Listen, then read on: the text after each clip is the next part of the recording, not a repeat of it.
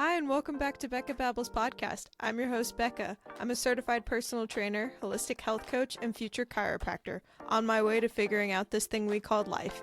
Now, let's get babbling. Hi, everyone, and welcome back to Becca Babbles podcast. I'm your host, Becca, and this week we're going to have a fun podcast. This interview is with one of my dear friends named Dr. Cadan Flack. He was going through chiropractic school around the same time that I was. He was a couple trimesters ahead of me, and I decided to have him on the podcast because he is super smart. We talk about all things tendon rehab, tendon injury, and what even is a tendon. If that's a question that is in your brain right now, we clarify that completely. But I also just wanted to have him on the podcast because he had an interesting story through chiropractic school. We actually go into it a little bit about how he struggled with his why going through chiropractic school and how he didn't actually have one and what it was like for him through that struggle to get through chiropractic school and where he is on the other side. So if you've ever struggled with like identity or finding your why or what even is your purpose on this earth, the beginning of the podcast is going to be great for you. And then towards the middle end part, we get into all of the sciencey nitty gritty stuff that that I like. We get into everything tendon rehab, injury, all the nitty gritty stuff. And I made sure to make him break down all the sciencey words, so don't be afraid of that either. But a little bit about Cadan is that he's a chiropractor at Atlas Athletic Clinic in McKinney, Texas. He specializes with helping individuals who are either active individuals or athletes who want to have that peak performance or return to peak performance. He takes a systematic, individualized approach to care and integrates the biopsychosocial model, which we will get into on the podcast, with progressive rehab and strength training. His goal is not only to relieve pain, but also to help people move better, build resilience, and perform at a higher level long term. This is really important because you can definitely see this on the podcast that Cadan doesn't look at someone as an injury or pain or just the tissue that they're dealing with. He looks at you as a whole human being and what is all involved in an injury emotionally, physically, mentally. All the things. So if you want to connect with Cadan, make sure that you go to the podcast description below. All of his links and website and all that stuff will be in the description below. But with all that being said, I can't wait to babble with you next time. Hi, everyone, and welcome back to Becca Babbles podcast. I have a special guest with me today. Hello, everyone. My name is Dr. Cadan Flack. Doctor. I'm not used to that. Yeah. Cadan is one of my friends from chiropractic school, and he is super smart. So I was like, hey, you want to come on the podcast and talk about all of the fun things that he's been presented with in practice, specifically tendon rehab, because that's something you're really interested in, right? Tendon rehab is something that is super hard, and it's super frustrating. So it is, of course, one of my most favorite things to treat. Nice. Well, can you tell everyone a little bit about how you got into chiropractic, why you like treating people, all the things? Yeah, everyone always has a why they get into school, and I never really had. I could never really find one. Everyone was always asking, especially at the start of school, it's like you get asked 10 times, what's your why? I couldn't ever really find one. Mm-hmm. I worked as a CA for a little bit, and then I just honestly, my first year of school, I just kind of hit a roadblock, and I was like, I don't know why I'm here.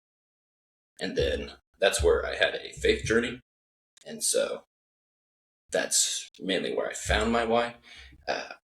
Chiropractic still is something that's very dear to me. I don't treat patients like a lot of other chiropractors do, but it was a God-given gift and a God-given why for me.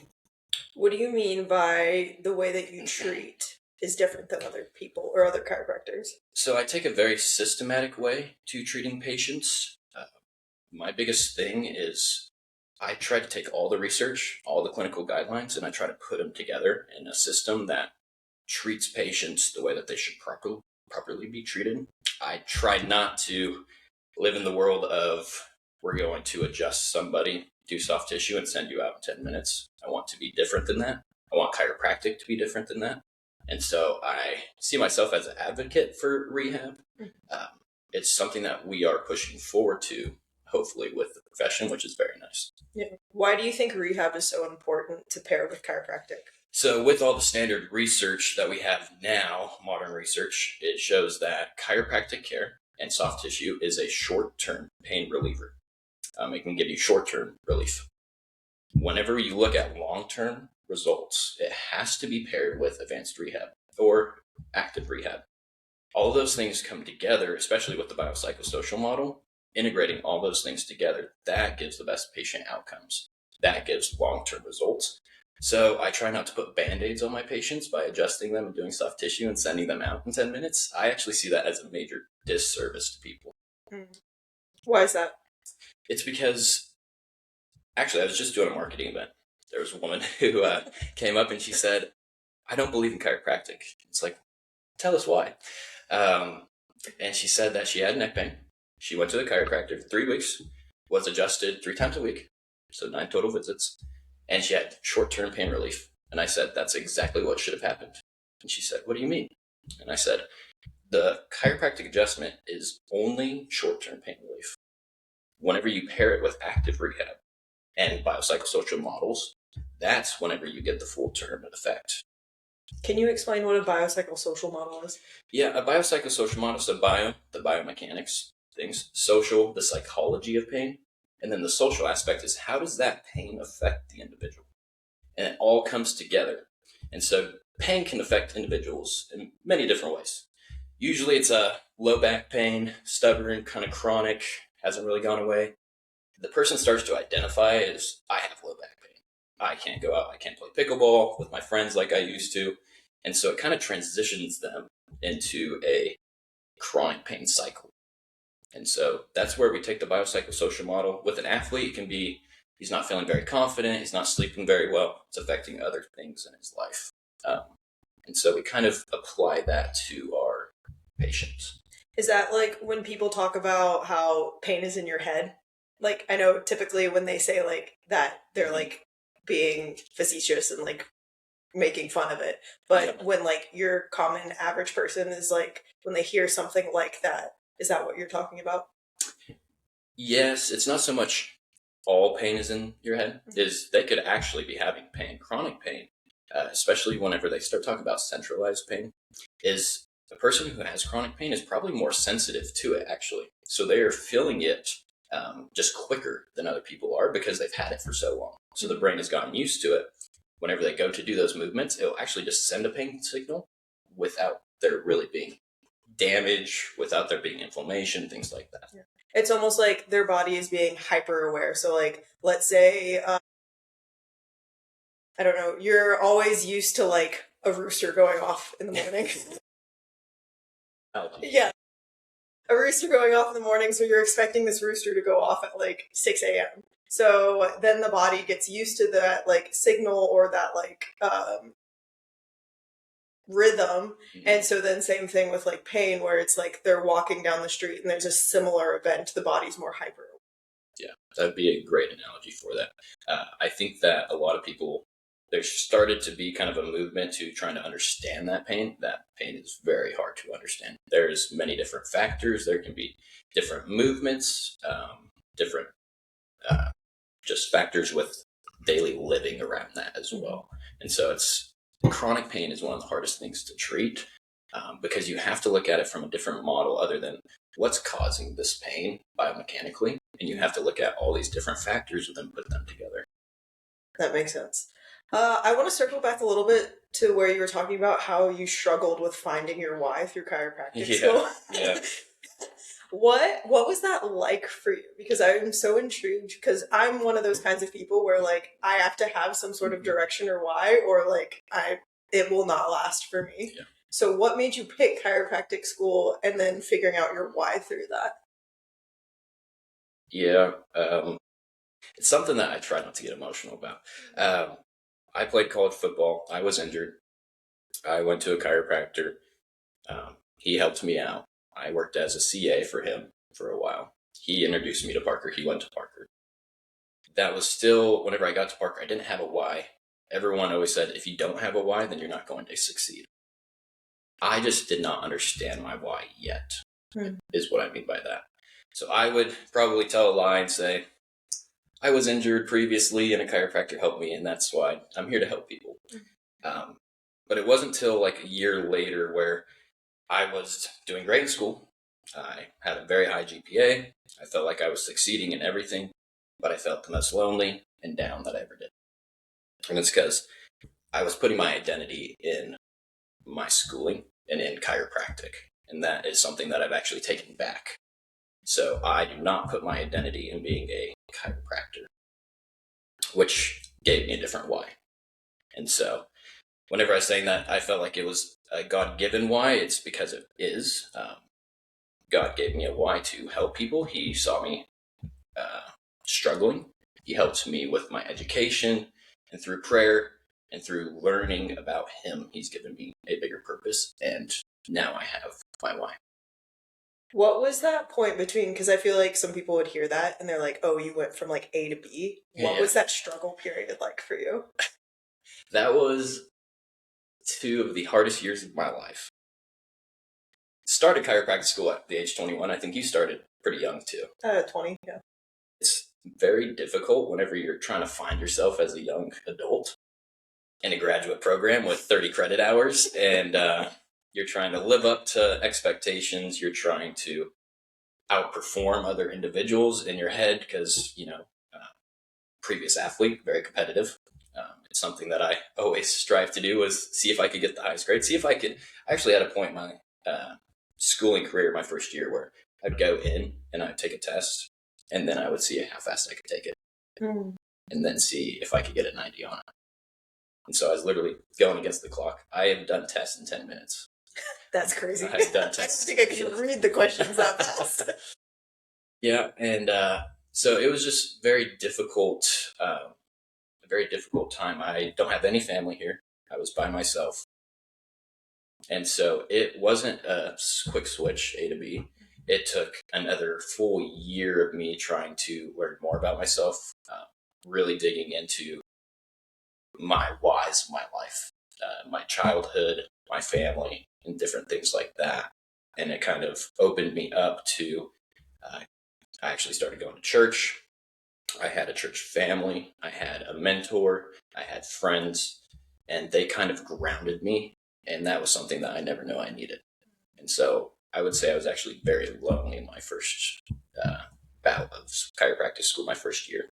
Yeah. I don't think enough people talk about the struggles of grad school, where it's not just, I'm just trying to survive and get answers, or like not get answers, but like pass tests and stuff like that and manage my schedule. It's so much more than that, especially doing that at like a young age, where like this is why I appreciate you as a friend, where it's like you're a go-getter, you like go after things, and those are the kinds of people I like to surround myself with. But sometimes we can forget like enjoying the process along the way. And that becoming an adult takes time. Yeah. Yeah. It is, and it's odd because me and you are probably some of the youngest of our classes, and so I have friends that are 10 years older than me, and they really helped me see that what I was doing was not healthy for myself. And so everyone doesn't like to talk about it, but whenever you're in med school or whenever you're in chiropractic school, which is also 3.5 years, 30 credit hours per trimester sometimes, it's just difficult to get your feet underneath you sometimes because you're just constantly treading water. But it turns us into people that are looking for, we're getting our worth out of our success. So test grades, did I get the adjustment? Most chiropractors actually put their self-worth in, did a joint pop? And it doesn't even matter at the end of the day if a joint pops, because that's just air getting released. And I adjust people every single day.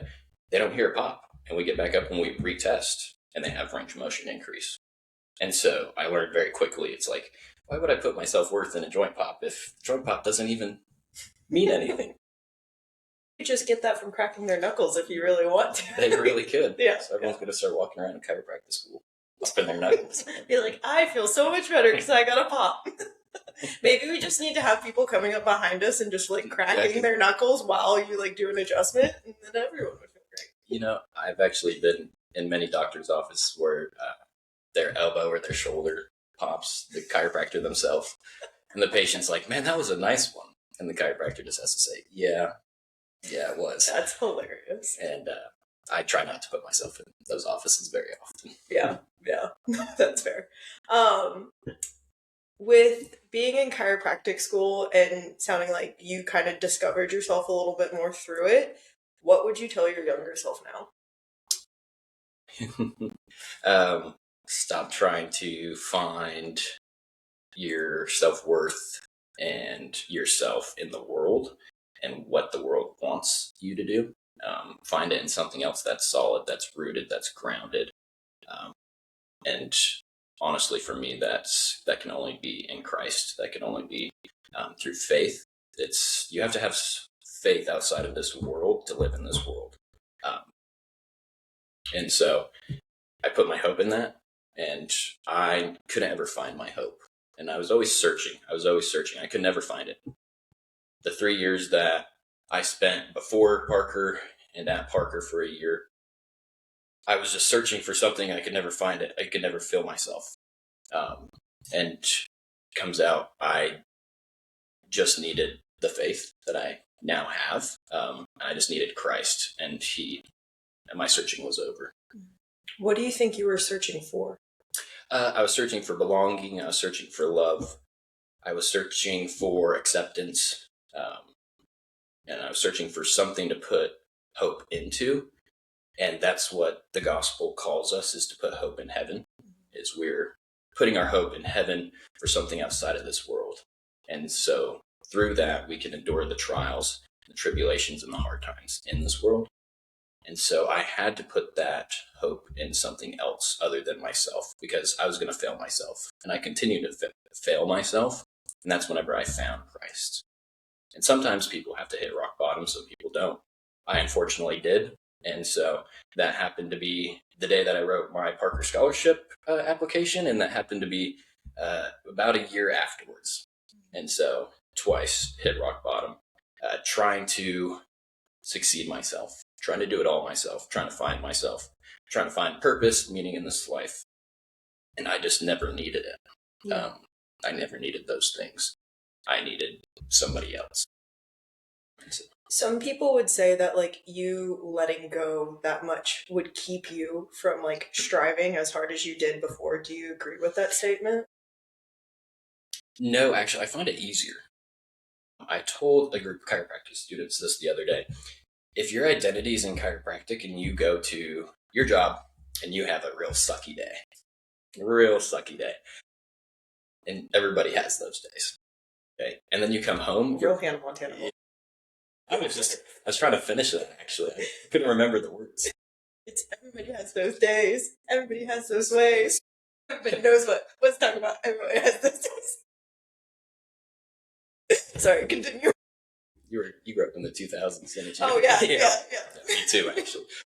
Well, when you have a 1999 sister, yeah, you get all those 90s and 2000 shows. I watched a lot of Hannah Montana, actually, growing up. Well, yeah, you gotta have Hannah Montana, Jesse.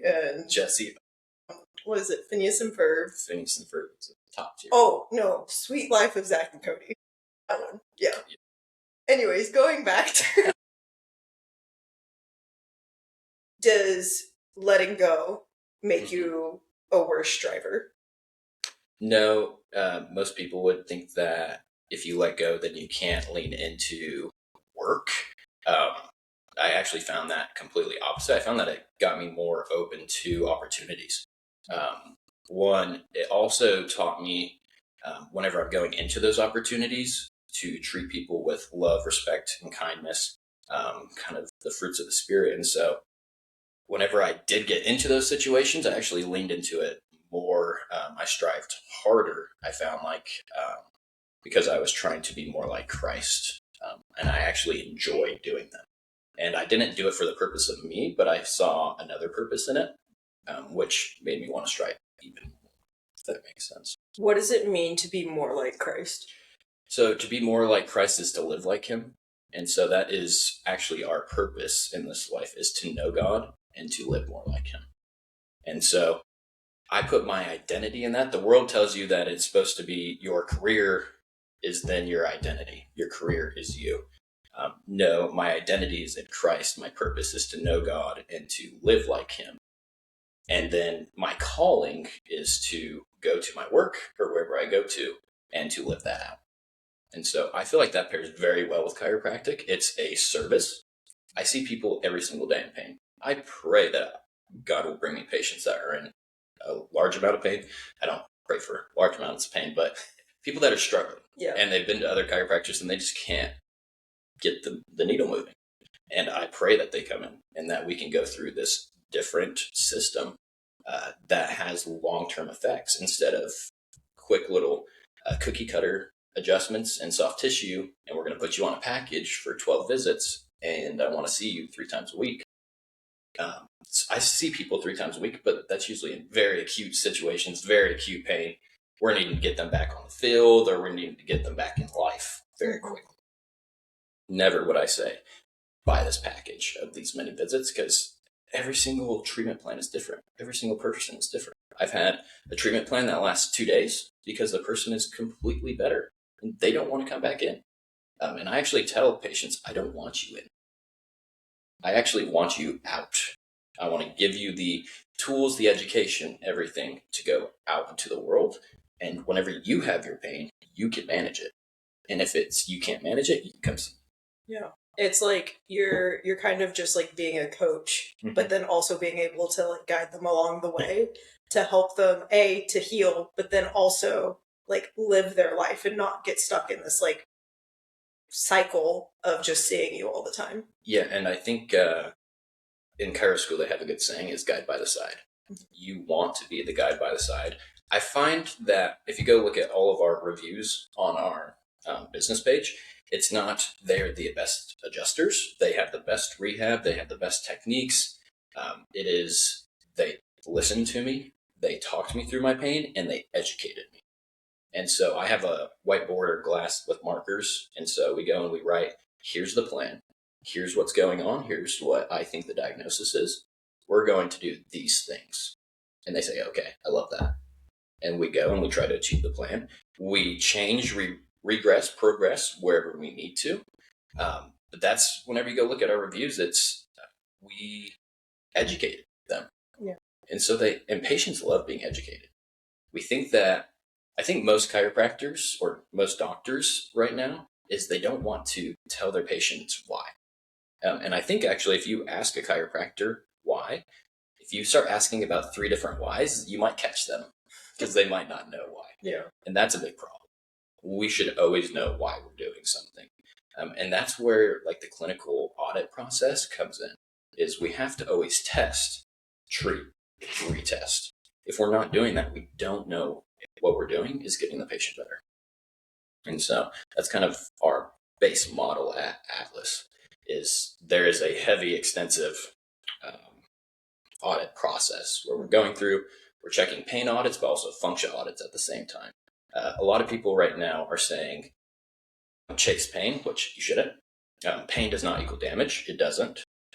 Imaging, you can have the worst looking tendon on the image, as we're going to talk about here in a bit, and you don't have pain. So that's a big deal. Pain does not equal damage, but pain can also lead us and guide us, as we're going to talk about early on in tendons.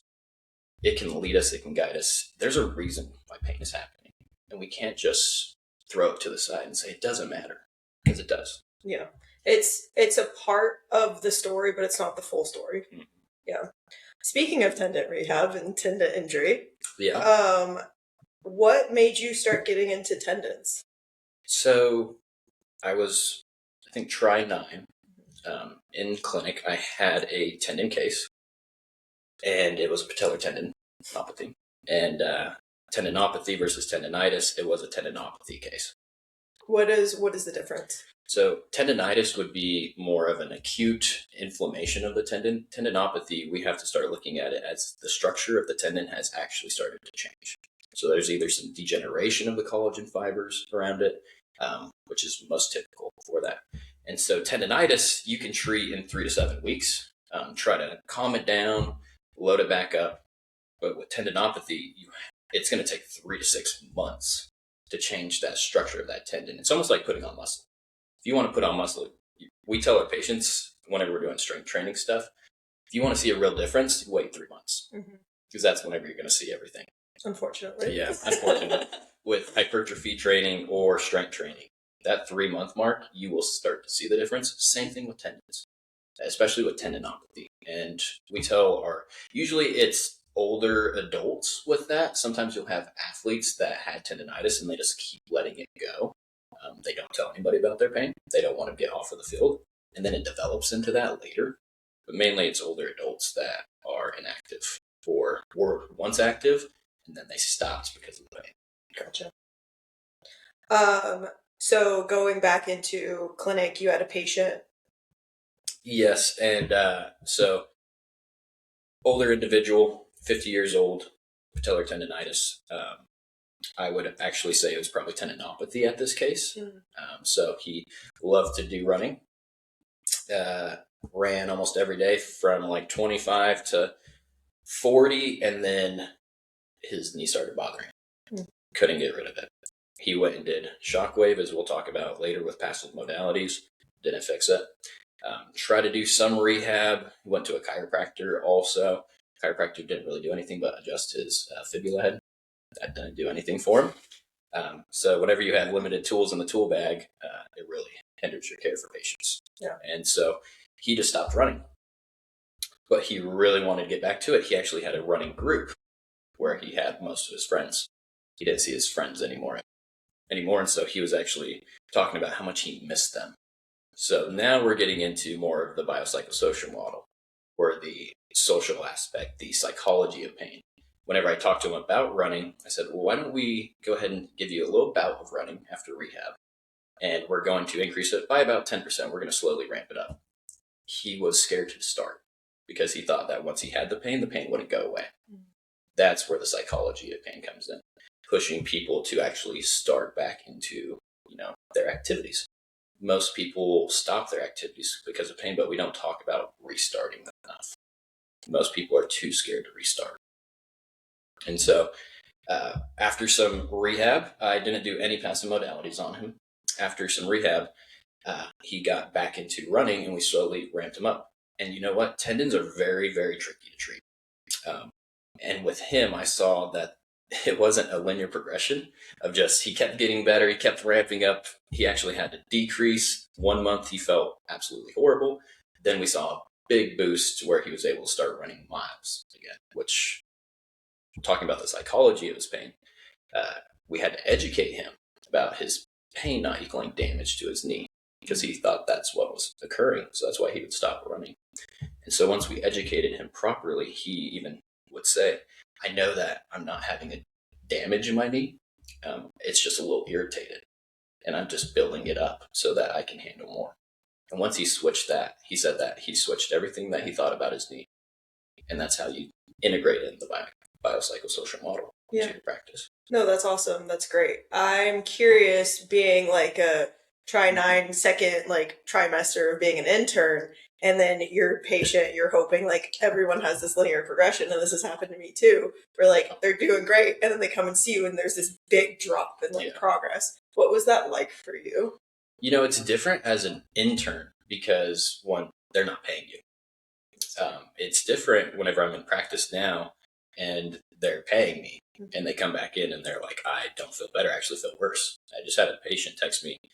Unfortunately, we had to do some epley maneuvers on her, and she's still having some vertigo symptoms. And she actually felt worse. But now she texted me again later this morning and saying, actually, I'm feeling better. So that's just going to show rehab in general. Yes, it's an epley's maneuver, not so much rehab. But rehab is not linear most of the time. Sometimes if you have younger athletes, it's going to be pretty linear. But with other individuals, it's most likely going to be just a bunch of mountains and valleys. And so you have to continue to progress. And the biggest thing with it being a mountain and valley is you go up, you come down a little bit, and then you go back up. And you have a short little constant. And if you look at it, it's always kind of linear underneath it all. Yeah. It's always progressive. And sometimes you have to regress down and those days, you just need to get the specific tissue adaptations that you need for rehab, and then you move on. I think also going back to the point of like pain is not the only thing you're looking at. So like I had a patient, she was dealing more with like cervical radiculopathy issues, and she was doing better. Her like cervical extension and flexion, so her like taking her chin to her chest and then like looking up towards the ceiling was all progressing. Her like being able, it was shoulder pain that she thought that she was dealing with. Okay. So couldn't move her shoulder out to the side or up overhead without any sort of pain or like really grimacing. And like all of those numbers were starting to increase. Then she comes in and she's like, oh my goodness, like everything hurts, everything so bad. Like, yeah, her shoulder range of motion decreased a little bit, but like her neck was moving way better than it has ever been before. And I think that's where it's like making sure you have other audits that you're looking at as far as like range of motion, soft tissue palpations, neuro, stuff like that, to see if you're still actually progressing or if you are actually regressing and need to change treatment. So yeah, that's great that you were able to like with that patient be like, hey, we can still keep going. Yeah. And that's actually what I find most in practice is somebody will come back in and they'll say, I noticed more range of motion, but my pain has gone away. And I tell them constantly, especially on the first visit, because I think most people want a magic pill and they want their pain to decrease. And I can do things with passive modalities that can decrease your pain. They're proven to do that in the short term. A chiropractic adjustment will decrease some people's pain in the short term. They might have the pain come back in about 3 hours, which is unfortunate. But I always tell them, even if you have the same pain, if we increase function and I show you that we can increase function by doing an audit before and doing it after, and usually they will say, I feel more function, more range of motion. That is a signal to say, the more I increase function, pain will slowly follow and start to decrease. Because if we increase the function, there is no need for pain, really. There's no need for the signal of pain to be sent to the brain. Yeah, because pain is just something that like kind of gives your body guardrails to be like, hey, let's not make this worse. But it sounds like if we increase that motion, it's like the body doesn't need as many guardrails anymore because it has the motion now and it can sense it. It is. And where it's hard to kind of play that line is with chronic pain, as we talked about it being oversensitive, is sometimes I can see the increase in function. I can see a slight bit of pain decrease, but yet they have all this function, but they still have oversensitized pain. And so that's where taking them through different emotions, one, mainly where they can't tell. And so I do a lot of DNS work, especially with like that cervical radiculopathy. If rotating to the right was problematic, doing a DNS position where we're crawling and opening up and turning that head. Naturally, people are just trying to touch my hand over here, and I tell them to look at me whenever they do. And they're actually starting to rotate into that. So talking about motor control issues. And then I tell them, I'm like, by the way, you're just doing... You just rotated your head. Yeah. And they're like, I did. And it's like, so you can do it. It's just you didn't know, so you didn't send the pain signal to your brain. And they were like, that's awesome. And so that really gets patient buy-in also whenever you can do that for them. Because you're showing them you can move without pain. You're not supposed to live like this. Yeah. So, yeah. No, that's awesome because then it like gets people's eyes open to be like, I actually don't have to live with this for the rest of my life. Yeah. That's, most people say, I've just been living with this, or I just have this. They almost put it as like their identity. As we were talking about identity before, they will say, I'm a person with low back pain. And that's where the biopsychosocial model gets really integrated into our practice is, no, you should not have pain every single day. You should not be living with that. Every time you bend over, I do not want you to have pain. Yeah, it's not just because you're getting older. Yes. Yeah. Circling back to tendon rehab and all the fun things, what exactly, like, why do we have tendons? What's the purpose of having a tendon? So tendons connect muscle to bone. Mm-hmm. That's the simplest form of it. But whenever we are using tendons, if you look at it from a physiological standpoint, is they transfer force and then also they store and release energy. So I've actually been to a strength coach seminar recently where they were talking about velocity-based training, and they were doing reactive strength index, which is meaning whenever athlete hits the ground from like a death drop, how long does it take them to get back up into a jump? And so faster typically means the athlete is quicker. So linemen are typically a little bit longer with that. Some NFL linemen that we've seen do it are pretty darn quick because those guys are freak athletes. But most people are calling it energy absorption. That's actually kind of moving away from that. Interesting. Moving more into force transfer. How much can you take that force down? It's almost like a spring, load it, and then shoot back up. It's not so much, we're not absorbing the force down into the ground. And so that's kind of a misconception that's been almost kind of moving away. Okay, so it's less about, because I know sometimes like when we learn in school like what tendons are, it's like tendons are just like attachments for like muscle to bone. Yes. But to where now it's like it's more than just that. It's actually transferring the force that you are like using in a movement to then the muscle. Yep. Okay. Yep.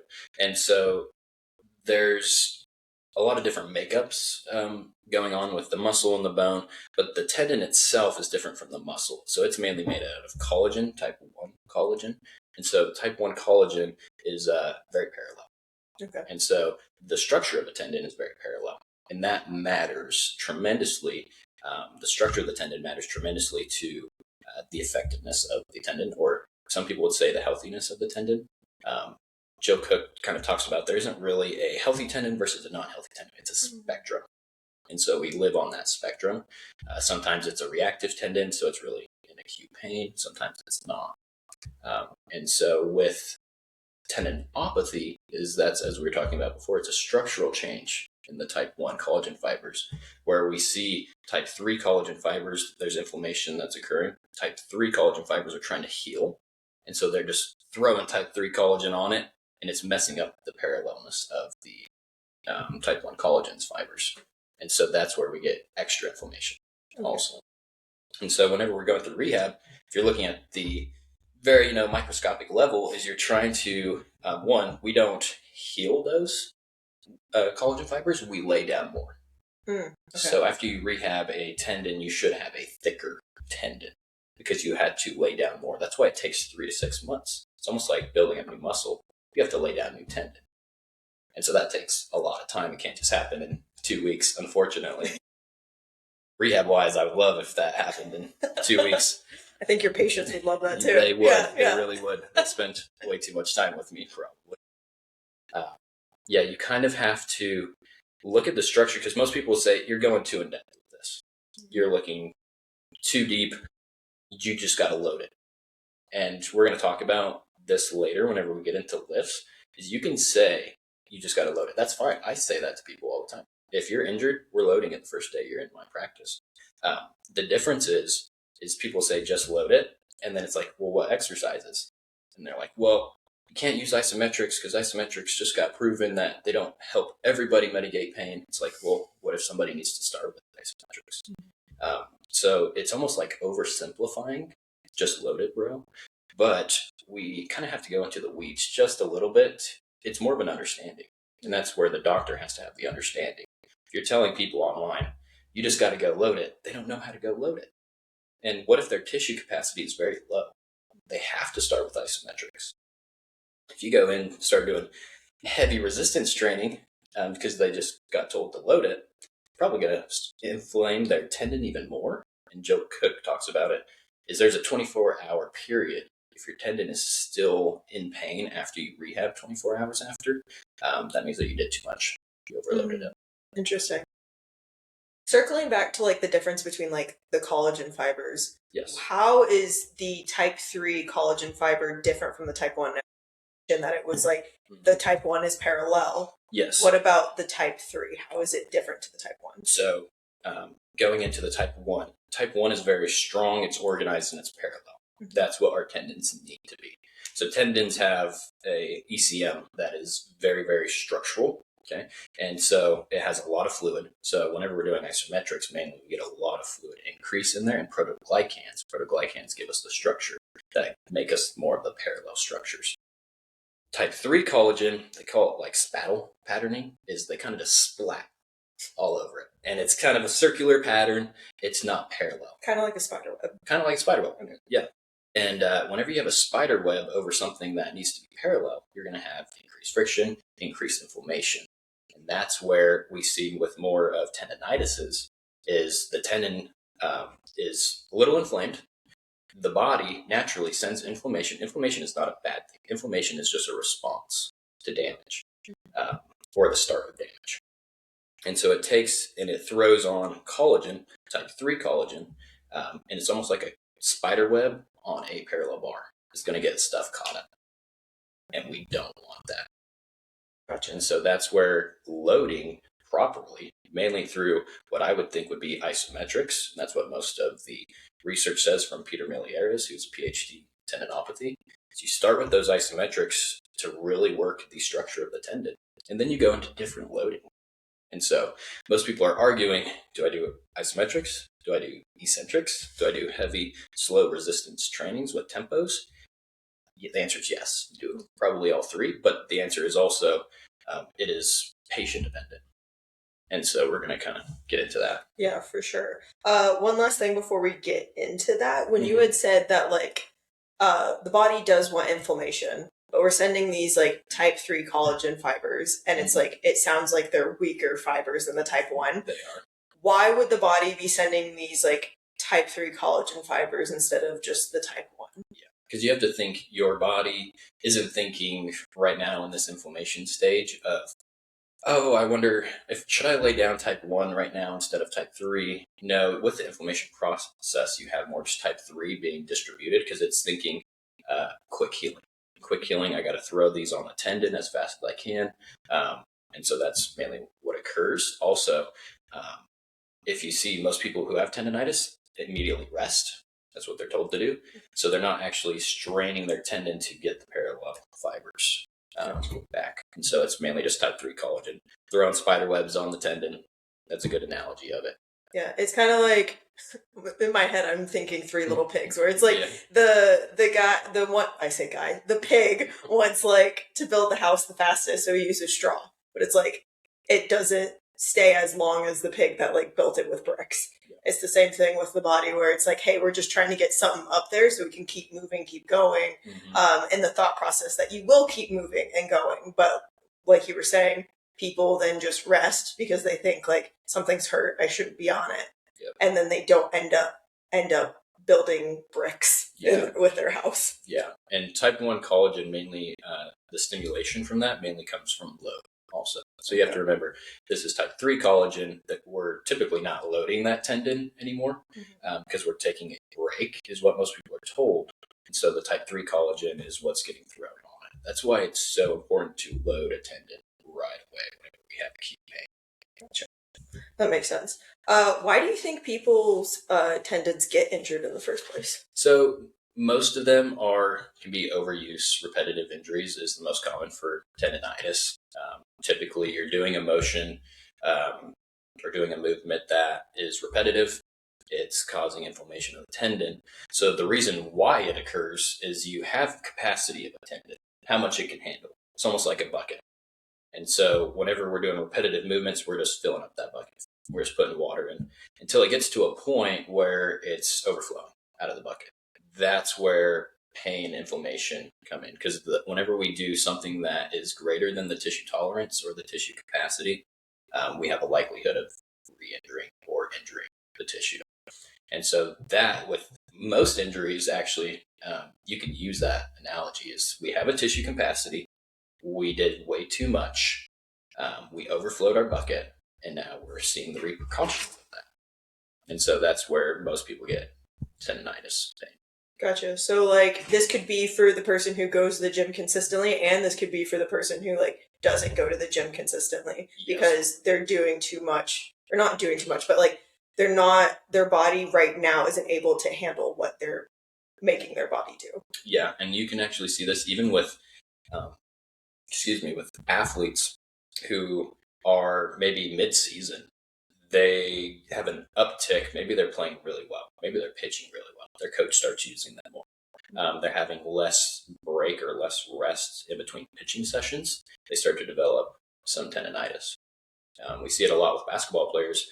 Around like the first to second week of practice, they start developing that. Maybe they didn't prepare themselves properly in the summertime. Going into the fall, they needed to prepare even more, and then into the winter sport. Now they're seeing the repercussions of that. And so it can happen, though, also in people that say you haven't been running and you're like, I'm going to go run 3 miles today, which a lot of people are doing right now. Because they think if they're running long distance, they have to be running 3 miles. Yeah. It's like, no, let's start with like 0.25, and then we'll go up to half a mile, and then 0.75, then a full mile. But they're not ramping. So they're just going in. Their tissue capacity can only handle half a mile. They're going 3. That's where you're starting to see the tendon injuries, or just straight up injuries in general. Yeah.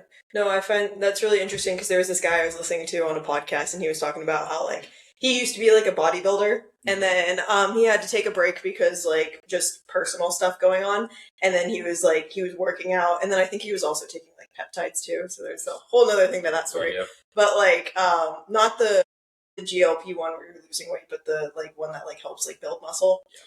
And he was like, then I just like tore my tendon of like his pec. And I was like, how does that make sense of someone who's like super strong like that, where they end up just tearing their tendon? And it makes sense because you're like, just because you used to be one way a long time ago doesn't mean the body's ready. If you took a break for a while, doesn't mean it's ready for it now. Yeah, another thing with that too is a lot of people are getting on peptides, steroids. Whenever you do that, you start increasing your muscle mass like crazy. But as we talked about previously, you can actually build more muscle mass faster than you can probably do tendons. So tendons take a while to adapt. And that's why whenever we're rehabbing a tendon, we have to tell the patient, it's like, hey, this is going to take a little while. We're going to have to slowly build this tendon up. So with most people like that, they're taking peptides, they're lifting heavy, they're building muscle, and then they tear tendons because the tendon isn't keeping up. Gotcha. With the muscle. So the muscle's handling a lot of weight. They're moving a lot of weight. But remember, the tendon is connecting the muscle to the bone, and it's force transfer. If it's not built up to capacity to handle that force transfer, it'll tear. Yeah, it's almost like I'm thinking of like a bridge where it's like if the bridge can't like handle the load, like that's basically what the tendon is doing for that connection and that force transfer. Like it's going to break because it can't handle what's going on. Yeah, no, that's awesome. When you have talked about a lot about the importance of going straight into activity and loading the tendon and how like passive modalities don't actually help a tendon. Yeah. Is there like an instance where you do actually use passive modalities? And then also before you go into that, what are passive modalities? So passive modalities, if you want to think of it, it's something that gets hooked up to you, or it's something that's done to you where you're just sitting, you're doing nothing, and something is being done to you. That's probably the best way to explain it in a chiropractic setting. You can think of E-stem units, ultrasound, shockwave. It's basically something is being done to you. Instead of active is you are doing something. Okay, and so I'm not going to say that, I'm not going to talk in absolutes because that's actually one of my pet peeves about the just medical world, chiropractic world, and fitness is a lot of people talk in absolutes. Some people might see some pain relief from shockwave or passive modalities on the tendon itself and other areas on muscle and things like that.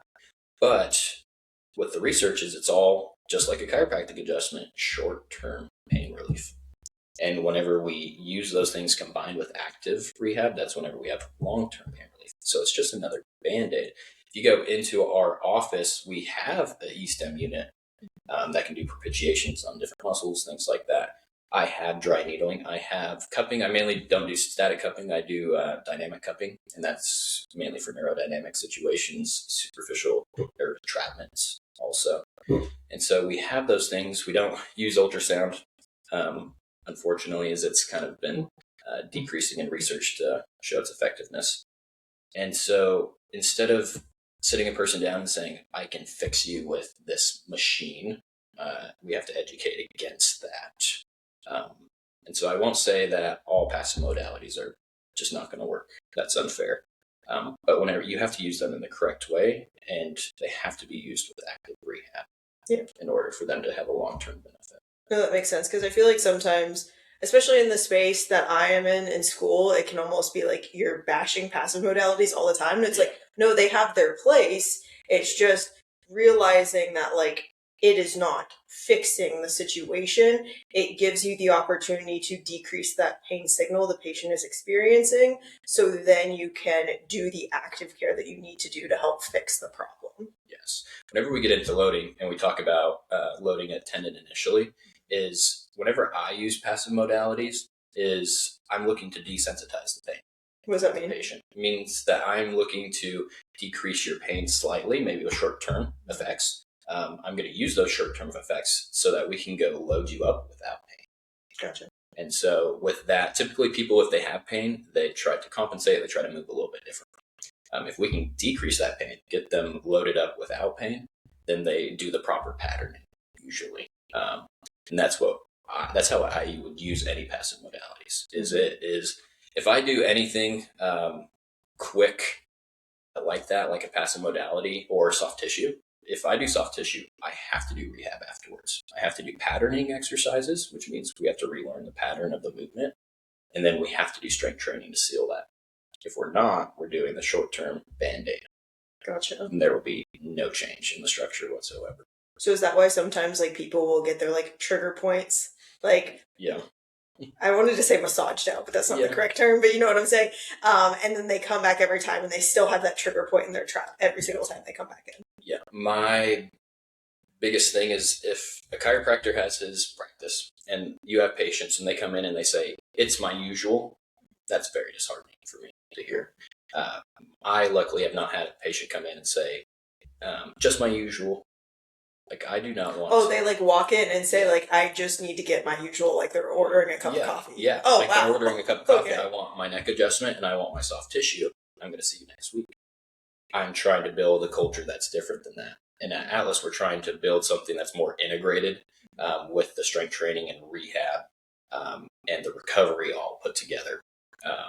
And so I could not be in a practice like that. I don't think I would be very happy because I can see people that they walk in and they just say, I want my usual, I want to be popped. It's like, okay, but it's going to be a short-term pain relief. And some people know that, and that's all they want, unfortunately. Gotcha. And that's where patient education is. We take those patients, we educate them to active rehab, and we move them into long-term success with health and with rehab. That's awesome. Let's say someone just walked into your office right now. They like tore an Achilles. Yeah. And they're like, I was playing pickleball. I was having so much fun with my friends, and then I heard this giant pop. I'm like, this probably is someone who's walked into your office. Yeah. What would you do? So initially is you have to assess. The biggest thing is educate them, assess them. If there's some different parameters, if they feel like they tore that thing, we're going to have to be real careful with weight-bearing things and everything like that. We don't know how torn it is. Initially, I do my full workup, do my full assessment, do my orthopedic tests to rule out if there is a tear. If I do suspect that there is one, then I'm going to be referring to imaging probably the next day.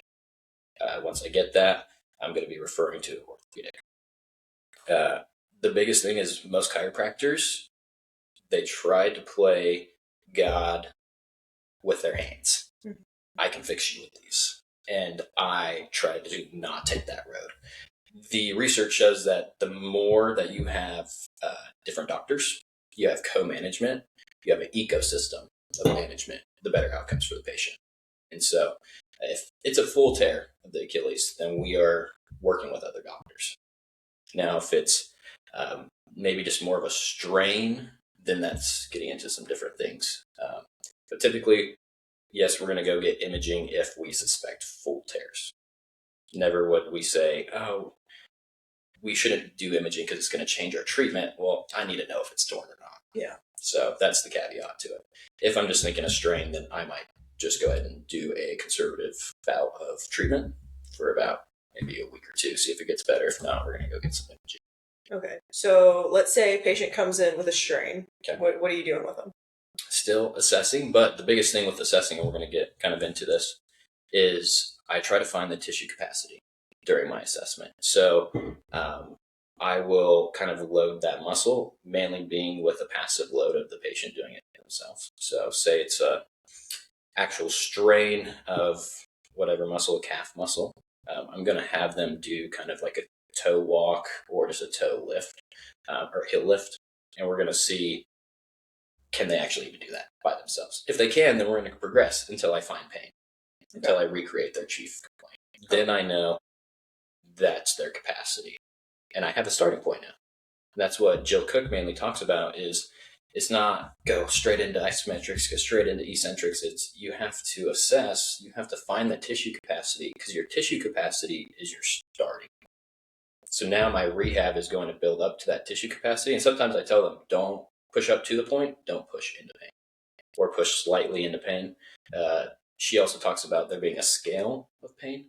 So if I'm getting over 7 out of 10, I'm wanting to regress. I'm probably doing a little too much. Okay. But if a person is around a 1 or a 3, we can continue. Okay, so let's say they're coming in with pain. Okay. Are you just saying, okay, we want to keep this baseline pain when we're doing movements? Or is it like, and like making sure that like, okay, we don't reach that 7? Or are you just like, no, we just want to like avoid pain altogether? So for me, as we talked about passive modalities before, I'm looking to desensitize pain before I move into that, if I can. Gotcha. With tendons, that's hard. Most people, if you have a patellar tendinopathy or tendonitis, and I will mainly check leg extension. If you're doing an isometric hold with leg extension, you have pain. It's like our capacity is probably pretty low at that point. It's minimal strain. We haven't added any weight. That's just them contracting their muscle. It's pulling on the tendon. And so if we're starting there, I'm not going to be loading them up very heavily the first visit. I'm going to meet them where they're at. Because I think if you go in and you did a heavy eccentric with that person that day, if you didn't get any desensitization, they still have 3 out of 10 pain with their normal knee extension. You're probably going to overdo it. And so Jill Cook has her part of that. Keep going back to her. Peter Milliere is there mainly who I pull from. Is if you have pain 24 hours after loading or rehab, you did too much.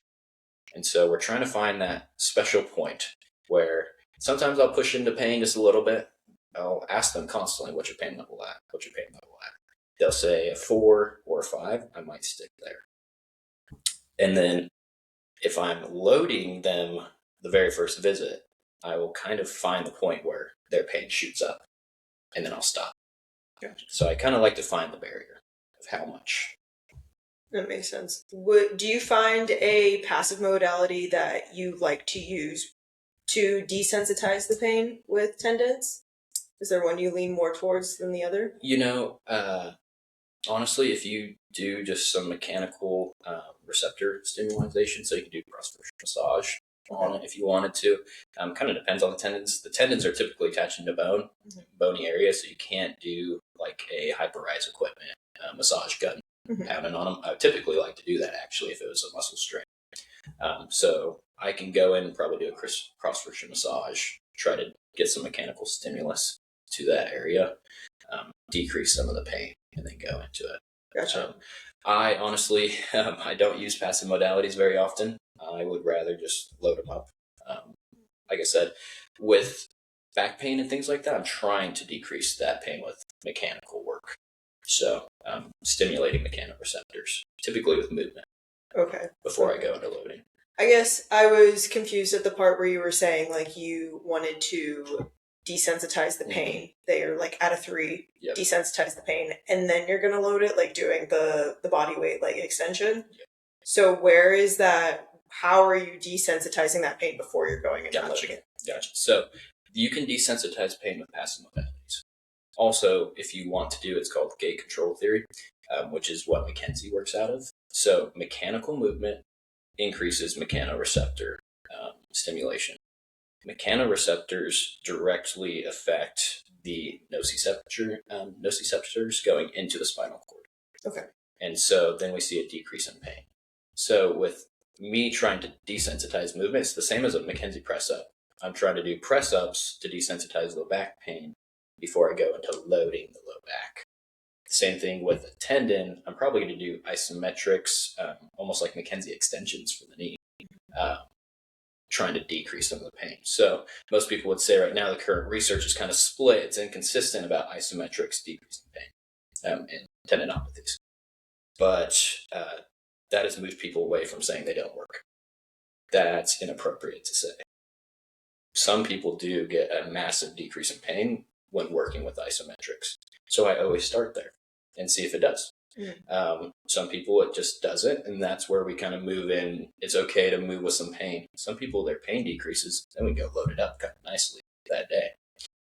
So it's a movement-based desensitization, kind of like Mackenzie. Gotcha. That makes a lot more sense. So, like, even though the isometric is still considered like an active rehab, you're using it as a way to decrease their pain. Yes. Okay. Okay. So you do the isometric. What's next? So if you do isometrics, there's some different things that can occur. One, if you do isometric, you typically want to hold for longer than 30 seconds, get more fluid flow into there. Some people will say that there's a stress relaxation that occurs, then you can start handling more load. So if I have a patient who has tendonitis of the knee, patellar tendon, and their capacity is very low. So I find that they can do a knee extension. Once I add weight, they have pain. I will start with a decreased weight, and then I'll move up slowly. Typically by the end, they can go into probably an eccentric, or I'll just really load up that isometric. It kind of depends. It's so much patient dependent. Tendon rehab is not one exercise versus the other. It's just a progression. And so we have to find a point and we have to start. Typically that's the capacity of the tissue. We push up to the point of the capacity, loading it more and more, and then we stop and we come back and we progressively overload it the next week. So tendon rehab always has to be progressively overloaded. What does that mean? It means that we are reaching a point of load, we're stopping, and then we're coming back next week or the next time, and we're going to load it just a little bit more, because as you load it, the tissue capacity is going to slightly raise, and we're going to keep on basically straining the muscle enough to where the capacity keeps growing and growing, and that's progressive overload. And then you're laying down more collagen type 1 fibers. You are also, yes. And that's mainly through the process of mechanotransduction, which means that's the cellular response of the body of you're creating stimulus, you're creating stress, the body has to react. So we have to, and I was going to go into this, with the passive modalities, is most people are saying, come get shockwave, we're going to heal your tendon. Well, tendons don't heal that way. Tendons heal from mechanical stimulus, mainly strain, and a certain amount of strain too. That's why you load up tendons heavily at the end of rehab, even at the start. They respond to strain through mechanotransduction. So it has to have that stimulus in order to lay down more collagen fibers. Passive modalities aren't laying down collagen fibers. So it's not actually healing the tendon. And that's why you're not seeing any long-term results with passive modalities. It's actually not laying down type 1 collagen fibers. It's not sending the correct signal for the body to adapt. Yes. Gotcha. Yes. Okay. So you start doing the isometrics where they're doing more holds, and then you slowly start increasing, you progressively overload that, and then do more like, what'd you say, isometrics? Sorry, no. It wasn't the eccentrics. What was between those? So Peter Milliares kind of talks about this as you start with different isometrics loading. Then you can go into more just isotonic movement, which means just full range of motion. And that's where most people right now in the research on social media are saying, just load it, just go through a full range of motion.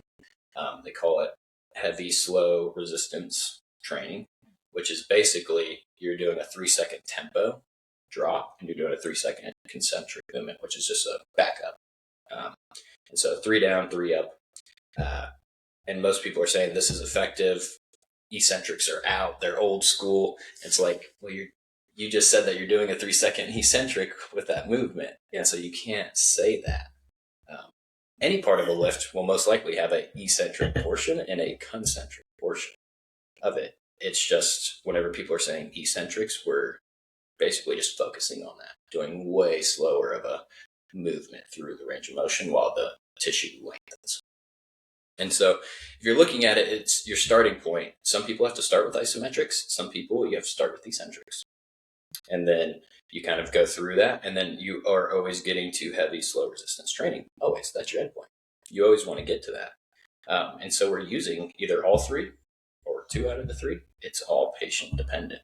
And so to say this one exercise is what you have to use, they used to say eccentrics were the gold standard. That's not correct to use anymore because some patients it's not the gold standard.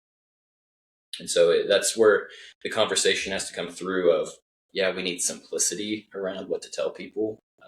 Loading is key. You have to load to change tendons, as we just talked about. So you can say, just load it, bro, but you have to understand, how do I have to load this? For some people, it's going to be an isometric, and some people it's not. So always meeting the patient where they're at when it comes to the rehab, but you can use this as like a step-by-step process of like, hey, are they meeting the markers of, can they do an isometric? Can they do an isotonic? Can they do like a slow eccentric and then heavy loading? Is kind of the path you kind of like take with loading tendons. Yeah, if you can get to the part where you're doing 70% of your max and above with tempo lifting, so that's mainly what heavy, slow resistance training is you get up to 70% above your max. You start doing 3 seconds down, 3 seconds up. If you get to that point, you're going to start getting a lot of strength built up in the tendon. And also that's the most maximum amount of loading probably for the tendon that we get. So that's where we really get some structural change. And that's why the research is pointing to that now. But most people, because of the new research about isometrics not decreasing pain for some people, they're saying, oh, we just shouldn't use it anymore. I start with isometrics in almost every tendon case because I have to find the capacity. So I start at the lowest and I build all the way up. Some people, I find it initially, once they go into an isometric, they immediately have pain just by their own muscle activation. Some people can do isometrics all the way through, and then they get to eccentrics, heavy eccentrics. That's whenever they have pain. Okay, that's my starting point. So I can start there, and then I can change the load whenever I need, and I just progressively load until we get to the end. What do you do with a patient who, like, an isometric is painful for them? That's tricky because that's more of the acute inflammation. What's that is telling you is if somebody is just activating their muscle, using their tendon, so extending their knee, and they're having pain with it, that means that their capacity is probably pretty darn low. And so whenever we have inflammation or pain at that low, it's telling us that the capacity is dropped completely, almost all the way down to none. And so that's your starting point. You have to build it up slowly. And sometimes you have pain. And so you have to slowly build and slowly build. People might have the same 3 out of 10 pain for about 4 weeks, but yet they can handle all this load. And so you can progress to a eccentric and still have the same pain whenever you start it. Interesting. But the tissue can handle it if you progress in a ramping method. Okay. So always like meeting the patient where they're at, slowly increasing it up, and maybe you like may need to like decrease the time that they're in that isometric, or would you ever like change the angle of the isometric to then like see if they could tolerate that compared to another one? Yes, if you want to go more into the weeds of isometric, Peter Millieres' work, he has about 5 different isometrics you can do. So it's talking about just the joint angle. And so mid-range, end range, inner range, pushing through the isometric also. Those are all different things. And so you can work through those things if you really want to get into the weeds about it, which I typically do in my practice because I think people deserve that. That's high level care. So there is differences in that. And sometimes you start at end range. Most of the time, end range stuff isn't going to be as sensitive. But whenever you get into the inner or the mid range, they're going to have a little bit more sensitivity to those isometrics. Okay, so they're experiencing typically more pain in those mid-range isometrics. Okay, so like, let's say if we're dealing with a Achilles issue, end range would be like you have your like foot on like a stair and your heel is like all the way to the ground. Okay, and then mid-range is where like you're holding your heel parallel to your toe, and then where would you go from there? So I would find the tissue capacity between those ranges. Where's pain? Where is it not? How much pain? Also, because remember, pain is not equaling damage. We can still move through some pain. I would find that range, and then we're going to stick and kind of play in that range. And so it's different whenever you have a reconstructed Achilles tendon versus just tendonitis. We're going to find that range. We're going to load it. And then we're going to have you retest, see if you can move up more. Then we're going to load it there. And we're slowly going to progress that way. Sometimes it happens in one visit. Sometimes it happens in a week. It kind of depends on the patient if they respond really well to it. That being said, we don't want to be afraid of pain. But playing with that scale, if we're getting up to a 7 to an 8, I want to probably drop it back down just a little bit, especially if you started at a 3. I want to drop it back down. I want to play in that range where we're having minimal pain to some pain. I'm loading you up. I know that I'm getting the fluid in through the tendon to start the healing process, getting the glycans in to get the structure getting set with parallel fibers. That's mainly why I typically start with isometrics is even if the isometric isn't decreasing pain, if we load it up enough, we should get that fluid to move it to start the healing process. Then we'll go into eccentrics if we need to. Yeah, so it just depends on like how the patient is going to respond in their own healing times. Yeah. With that, I'm curious, and you might not do this, but do you ever recommend anything nutritionally for the patient who is dealing with a tendon issue? Yes, you can do some supplementation with collagen. Would actually be a good one. And so I actually have a functional nutrition partner. It's actually my mom. So we get to work together, which is really fun. Yeah. And she has her line of stuff that I get discounted prices at. So I can give it to a patient and be like, hey, I want you to just supplement with this while we're doing all this loading. What that's doing is that we're basically adding increase. Maybe they don't need the increase, but because we're trying to put down type 1 collagen or collagen in the body, they're going to probably have an actual little increase for that. We're going to supplement that while we load. Again, that's just bringing all the different practitioners, all the doctors, we're coming together to give the person the best care possible. And that's where we see the most outcomes is whenever we have the most amount of doctors put together, the most co-management occurring. Got you. Do you ever play with plyometrics with your patients? Yeah, that's more of the getting closer to the end point of that. As we talked about with this taking a long period of time, you got to really have a individual body to your treatment program to get into that. So whenever we're going into plyometrics is we got the load up. The load is very heavy. The tendon can now handle some really good strain. But then we have to go into more of the elastic part of that. And so more of that force transfer, as we talked about, getting away from the force of absorption into the ground. But can that tendon now land, have the elastic stretch on it, and then release in the opposite direction like a spring would? That's the best way to kind of explain it, is it is like a spring. You're going to land, the force will get pushed down, and then it's going to fly back out. And so that's where plyometrics come in. We have to get that elasticity kind of built back up before we send somebody out to return to play, an athlete to return to play, because that's probably one of the most important parts. Yeah. Why do you feel like most people don't end up getting to that point? Is it because the like patient commitment that you find? Yes. Or is it the like maybe it's a 2-and situation, the docs don't know? One, I would say that doctors don't know where to start with load because they're not finding tissue capacity. So right now we just have doctors throwing isometrics, eccentrics at the patient and hoping, and they'll probably stay in that, and then we call that rehab purgatory, where they're just doing the exact same thing over and over again. They never get to plyometrics, or they start with plyometrics way too early. Gotcha. Way too early, and it aggravates the patient's symptoms. They have to go back down, try to find the tissue capacity again. But also with athletes or with people in general, if you start decreasing some pain gets people to go do some things. That's what brings them into the office. Unless they're just really in tune with their body and they are like, I'm not feeling good, or there's something wrong.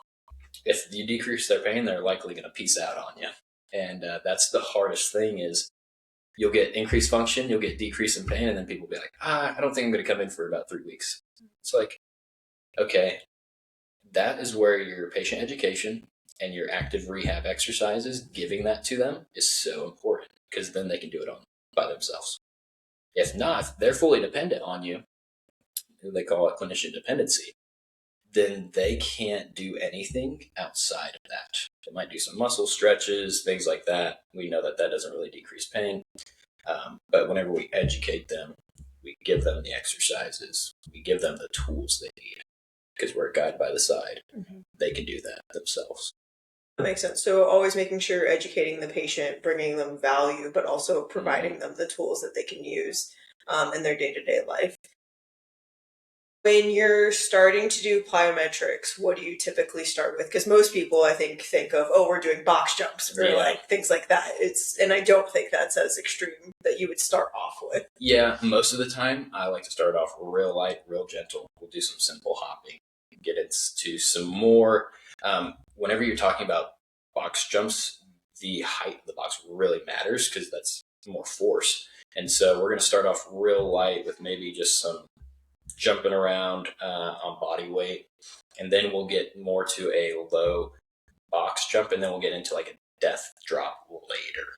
That sounds terrifying. Yeah. What's a death drop? Death drop is just mainly if it's above 24 inches. Gotcha.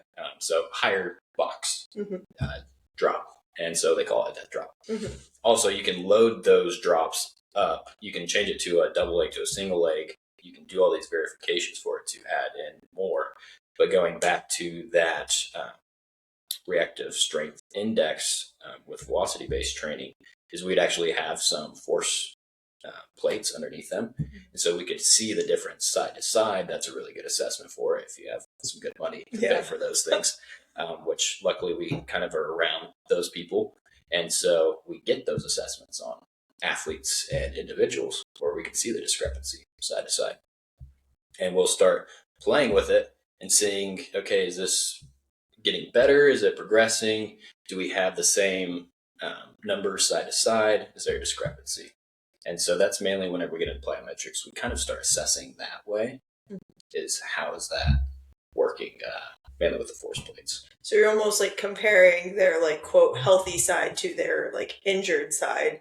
How are they handling the force in both of those like tendons? Yeah, because whenever you have a side-to-side discrepancy, if it's large enough, that leads to multiplying the likelihood of them being re-injured. And so we do have to look for that. We have to assess that. Luckily, with force plates, you get the objective measurement. It's kind of hard to see it subjectively unless you've done it a whole bunch. But if you start off with a slow progression, as we talked about, it's progressively overloaded. Plyometrics are the exact same way. You slowly ramp up. And so you might start with a single leg hop or a double leg hop, and then you're going to progress into a side jump and a land later. And so you just kind of find your point and you keep progressing your point little by little. People will keep increasing. And so sometimes plyometrics takes a week or two, sometimes 4 or 5 weeks, depending on the severity of the injury, to build up those tissue adaptations and things like that as well. Kind of get them used to it. It's almost like reintroduction of movement. No, that makes sense. It's always like with anything, it's just slowly progressing over time, changing the stimulus to get the result that you want and get the patient back to like either if it's a sport or just them being able to walk with their kids, whatever their goal is. Yeah, because you have to remember all rehab is it's just strength training regressed. You find the tissue capacity, the starting point. You then progress over and over again. You keep progressing. Different lifts, different patients respond better to different lifts. You progress to that point to where they get back up to their return to play tissue capacity. And that's where most people stop. They send them out. Once they can do some single leg hops, they'll send them out. What we're looking for at Atlas is, can we hit the return to play? What can we do afterwards? There's still a level here. And it's typically people would call it the next level. Is we have to, they were injured at this level. We need to increase it now. Because they're obviously, if they were injured, that was their body saying, I need more tissue capacity to do what I'm doing. Yeah. They need to be able to be better than what they were before they got injured so that they can not get injured again, basically. Yes. And so if we see an injury and somebody says, well, I'm doing what I was doing previously, like I want to go back to full practice, everything like that, that's great. But I don't want to just release you. I want to keep building you up even farther. And that's where progressive loading, you can just keep progressive loading forever. And that's where we kind of lose some patients. Some patients are so bought in that they see that, they know that. And that's where patient education comes in again. We tell our patients, hey, you can return, but just know you're at the point where you were at before. I want to see you again. We're going to keep building you up, keep making you more resilient. We kind of did a little talk at a middle school, whereas like 3 middle schools, a lot of parents, and it's a bunch of younger athletes talking about early sports specialization. And so with youth athletes, around 50% of injuries are overuse injuries, kind of like tendinopathy or tendinitis, things like that, muscle strains. And so what that is saying is 50% of injuries are preventable. And so if we understand tissue capacity, whenever we're overloading our athletes and they're coming in initially with, I'm having some pain, we need to understand that capacity, rehab them, progressively load them up to where they can now handle whatever their daily activities are. Yeah, I think my biggest change in mindset when I was in school was the term of saying like overuse is a thing, like, okay, you should automatically go down now, like you should. And it's like, no, actually changing that and being like, no, it's not that like you did too much for your body. It's just your body wasn't prepared for that load or force or whatever that you applied to it. And so we need to regress right now so that we can like heal the injury, the pain and stuff like that. But then also continuing on, it's like slowly, progressively overloading, which like as a gym goer myself, sometimes you just feel really good. You just want to PR really bad and you wake up the next morning and you're like, oh shoot, that was probably should not be doing that.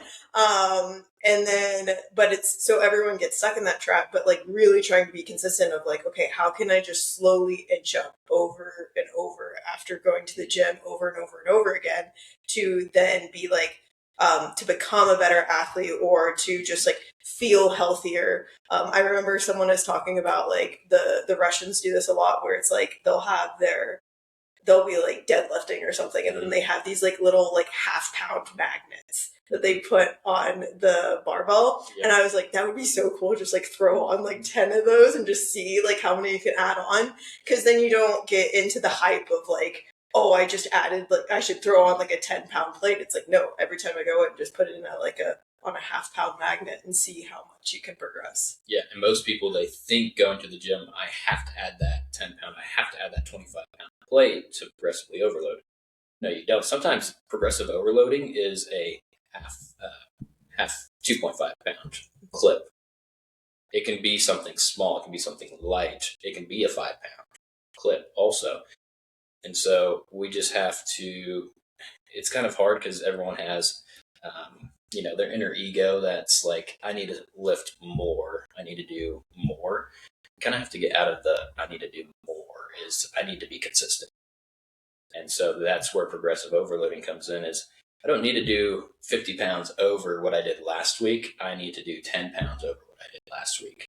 I need to do 5 pounds over what I did last week. That's a small little win every single week, and that builds up. And so that's the same thing with tendon rehab. Instead of, maybe they can only handle 100 pounds of force. Instead of going up to 150, that would irritate them. But they can handle 125. What is that telling us? Their tissue capacity is between 125 pounds and 150 pounds. We can play with that way more than we need to find the closest number. But that's where our starting point is, 125 pounds. Let's start there. Let's move up. Let's progress them to 150, and then we move forward. No. I've really enjoyed having you on the podcast today. Thank you for coming on. One last question for you. If someone, let's say right now, they're maybe curious about like, maybe I've done something in my tendon or I want to start going back to the gym, some sort of that, what would you tell them right now? I would tell them, first I would educate them on their pain not equaling damage. I would tell them that they can and they should be going back to the gym. We actually want them in the gym. That's right where I want them to be. Let's go back to the gym, but let's find our capacity of our tissue, what you can handle, and let's start loading it there. And then let's progressively load it through the next couple of weeks and months to see where we can go. So find your starting point, recognize where you're having pain, where you're not, and then we're going to start loading with whatever exercise is best for you. Where can people find you? So you can find me on Instagram or social media, Dr. Flack. Actually, I think it's Dr. Cadan Flack is my Instagram. And then atlas.dtx is our practice page. You guys can probably find my email if you just look me up. But yeah, we're over in the Empower Performance facility right now. Our new location is opening up in Salina. Very excited about that. That one's gonna be a little bit more boutique, smaller setting. Have about 4 power racks in there. All the kettlebells you could possibly want, of course. Black turf, and then. Do you have kettlebells with like pictures? You know, like the Star Wars looking kettlebells. No, unfortunately, we wanted to get our logos on it, but we have our logos on our dumbbells. That's very cool. Nice. Yeah. But we're getting in our sauna, our cold plunges also. And so we're basically just trying to build you come in, you have everything underneath one roof. That's awesome. No, definitely go check out Caden. He is awesome. You don't know my outro, probably. I don't. No. Okay. It's I can't wait to babble with you next time. Right. Ready? I can't wait to babble with you next time. Thank you so much for listening to this episode of Becca Babbles podcast. If you enjoyed this episode, the best thing that you can do is leave a 5-star rating and review on Apple Podcast, Spotify, or any other listening platform of your choosing. If you want to learn more about me, you can do that by following me on Instagram at Becca and Wellness, or by checking out my blog, freebies, offers, and newsletter on my website at beccaandwellness.com.